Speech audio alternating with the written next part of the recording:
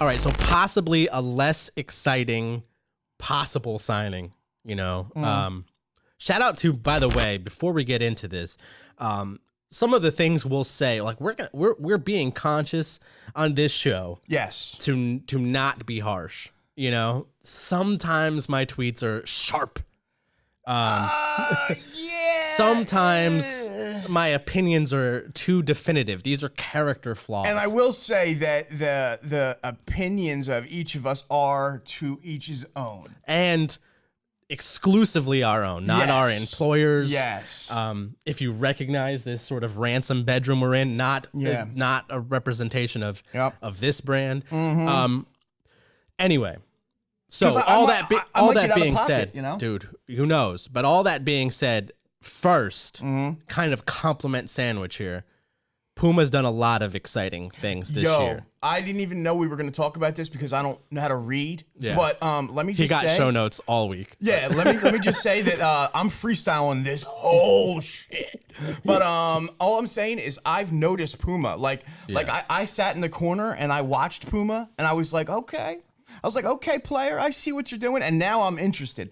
What is that when in Django where he's like, well, first you had my attention, now you have my curiosity.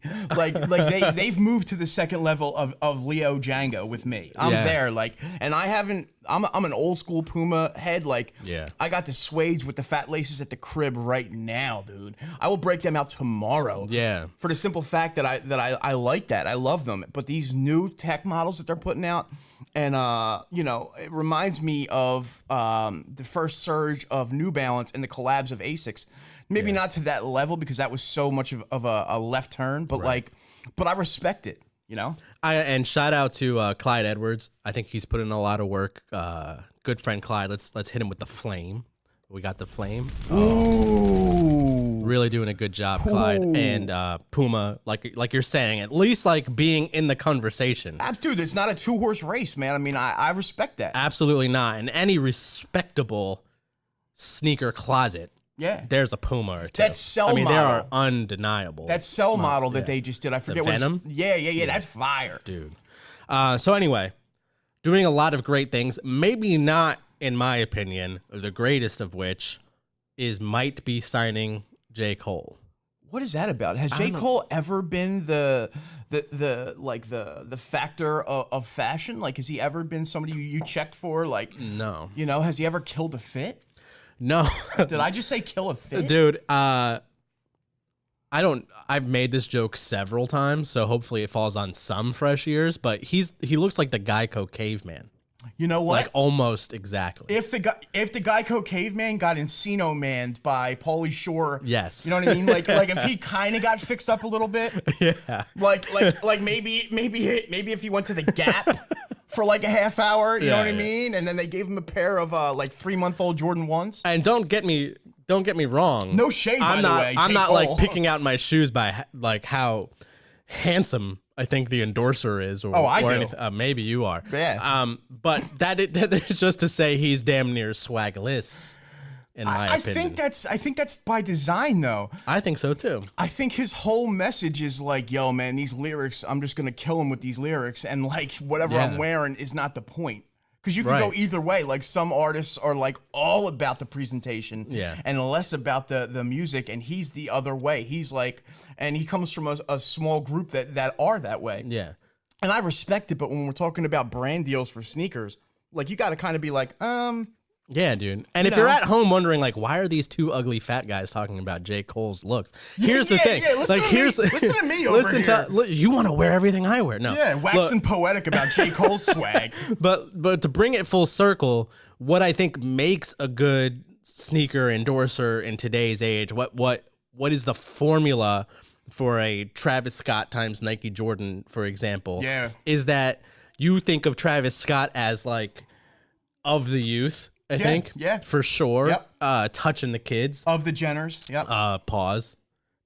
Touching the kids. Wrong way to say that. Wrong way to say that. I didn't even hear that, dude. Jesus. That's the sound. That's hell. Touching the kids. Wrong way to say that, but you get what I'm saying. Connecting with the youth. Yes.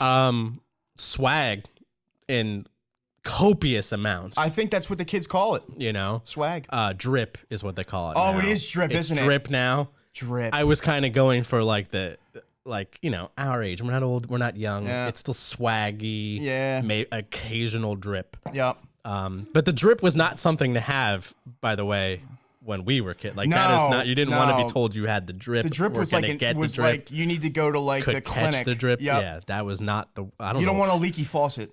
Anyway, tangent. Going back to it. Tangent masters.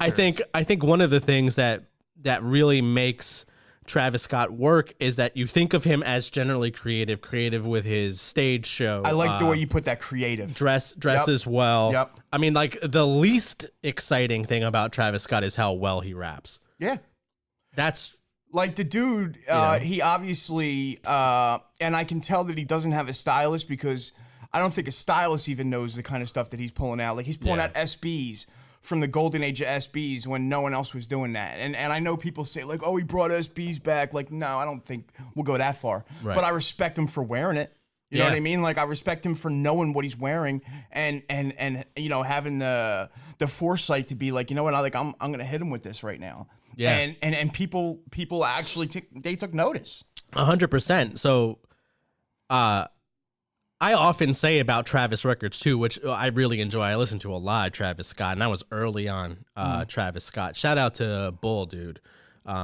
Also very early and on the Travis Scott wave. Yep. Anyway, I listened to him like more for the Sonics, and like I think that's, you know, in this day and age where like lyrical rap isn't really the thing, and the visuals too. Like, dude, he's like his one video where he was like in a swamp. It was like one of his first songs. I forget the song, but like, yo, no one was doing anything like that, dude. He was like kind of ahead of the curve in terms of like, it's not about the lyrics. I'm creating a vibe. You're absolutely right. I'm creating a visual. My ad libs are the shit. Like my ad libs are the greatest ad libs are the greatest ever in the game right now. It's lit, you know, and all of that to me speaks to creativity. I know his mother taught music. He's like musically trained. I know, like he's in there cooking. Yep. And so I think in a lot of ways, even though Nike and Jordan Brand, it's funny, like, 'cause this is going to kind of be like my two statements here are going to contradict one another, but it's like I trust him to be creative because I believe in him or I know him as a creative, right? And then it's funny because like Jordan Brand, Nike doesn't let you do a whole bunch. Like, yeah, they're like, all right, here's you the can model. Color it. Yeah. Here's the model. Here's the color. You can kind of maybe do the footbed. But the Jordan one, like, which I think looks great. Yeah, definitely. It looks like they let him do some stuff, or him and the designer that I'm sure he worked with. I think Virgil, you know, not to ride Virgil any more than he's already been ridden, but what he kind of showed people was that maybe if you let somebody do something, it might work. Yeah. You know what I mean? You might as well just give it a shot because you look at after he did the 10, I think Nike put like different labels in different places on shoes 75,000 times. They gentrified the 10 in ways that I didn't think were possible. Yeah, and there's some stuff obviously working in the industry that I can't say. One of the things that I think is sort of safe to say is you'll see a lot of that inspiration coming inline Nike. Very good call. Inline Nike in the next couple seasons too. So they're kind of, you know, and this might be something Nike wants me telling people, but the story is that they had a lot of those ideas pre-Virgil, and they were like in conversations working with Virgil, showing him, you know, some of these materials or approaches, or like that we're gonna get a little crazy.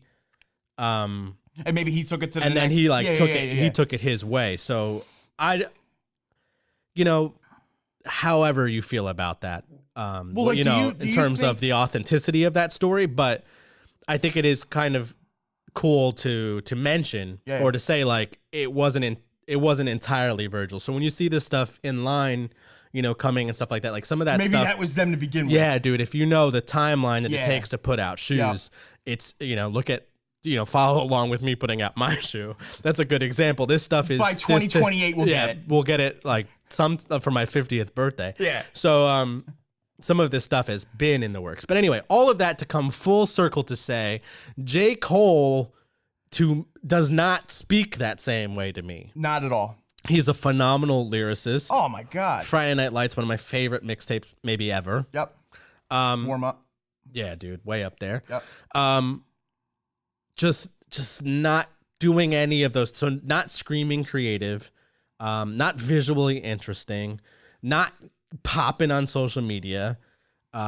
His last music video was him riding a bus. Dude, not connecting with the youth for sure. Did you see that interview with like he was interviewing Little Pump? Yo, Dude, that is classic. it was like when your dad wanted to have a cool conversation with you, like, yo, I'm hip about weed. When he sits down, he's like, yo, why don't we play some Nintendo 64 and roll up a bone? Yeah, like anyone who's ever smoked pot with their dad, it was that.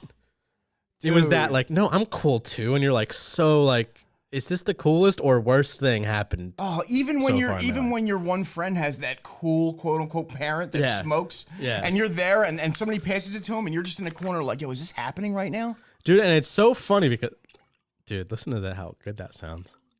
That's my Oh my God. Dude. So anyway, tangent.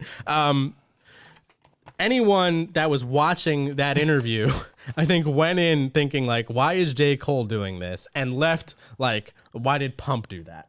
Yeah. Like, like you understood. Actually, I don't understand why either of them did it. Now I don't get it at all. But I feel like if you watch that energy, the vibe that it gives you, yeah, will probably be exactly how this Puma lands.